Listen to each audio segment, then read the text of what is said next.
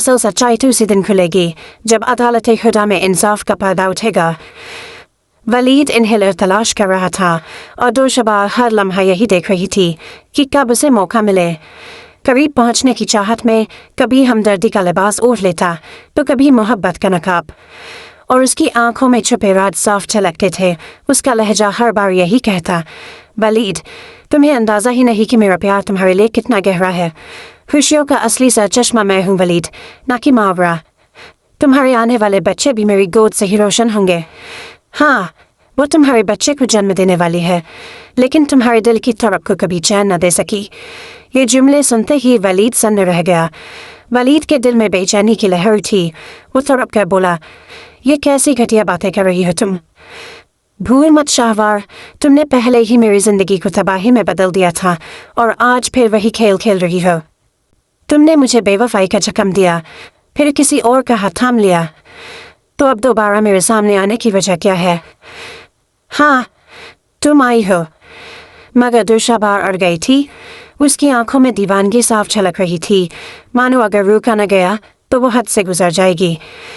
اگر تم نے مجھے قبول نہ کیا تو میں اپنی جان دے دوں گی، اور دیکھ لینا پھر ساری دنیا تمہیں ہی دوش دے گی۔ سب آروپ تمہارے گھر والوں پر تھوپ دیے جائیں گے۔ تمہارے بنا میری زندگی کا کوئی مطلب نہیں۔ ولید گہری چنتا میں ڈوب گیا۔ ولید یہ سوچ میں ڈوبا تھا کہ اس کا بچہ اب پیدا ہونے ہی والا ہے، مگر شاہوار کی حرکتیں اس کی ساری توجہ بھنگ کر رہی تھیں۔ شاہوار کی حرکتیں ولید کے سکون کو نگل رہی تھیں۔ ادھر ماورا اندر ہی اندر بکھر رہی تھی جب اس نے دیکھا کہ ولید وہ بار بار شاہوار کے مسئلوں میں گھسیٹا چلا جاتا تھا۔ اس خیال سے اس کا دل دہل اٹھا، جبکہ دوسری طرف ماورا کے بیٹے کی پیدائش کی بات سنتے ہی ولید بنا کچھ سوچے سمجھے تیز قدموں سے ہاسپٹل کی اور نکل گیا۔ ہاسپٹل پہنچتے ہی ماورا نے ولید سے سوال کیا، یہ میں کیا سن رہی ہوں؟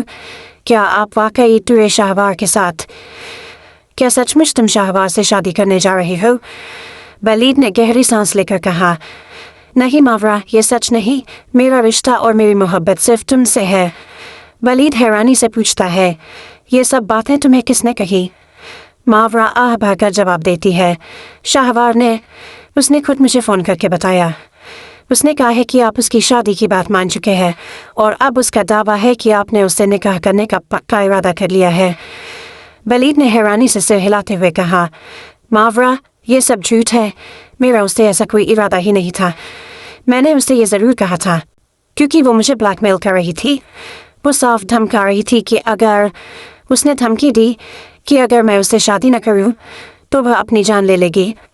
اسے روکنے کے لیے میں نے یہ سب کیا۔ کیا میں نے کبھی کہا تھا کہ میں واقعی اس سے شادی کرنے جا رہا ہوں؟ ماورا، مشکل وقت میں میرے ساتھ کھڑی رہنے والی صرف تم ہو۔ تم نے جس طرح میرا ساتھ دیا، آج میں تمہارے ساتھ کھڑا ہوں، اور یہ احسان میں زندگی بھر نہیں بھولوں گا۔ میں یہ کبھی نہیں بھولوں گا۔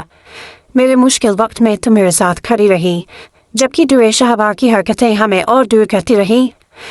اتنی تکلیفیں دینے والی شاہوار سے میں کیسے نکاح کر سکتا ہوں؟